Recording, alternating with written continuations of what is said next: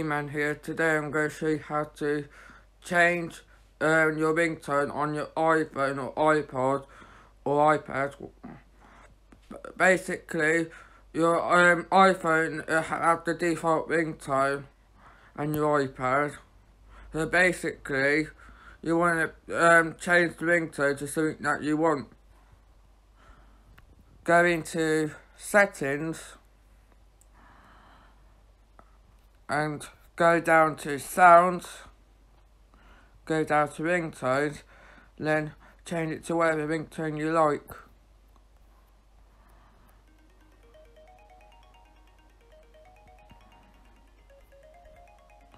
Also, you click on Tune Store and it'll take you to the iTunes store and you can search whatever one you want.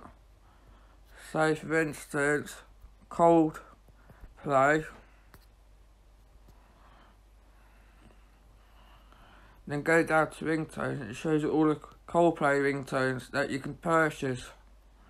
And then after you do that, you can set it as your ringtone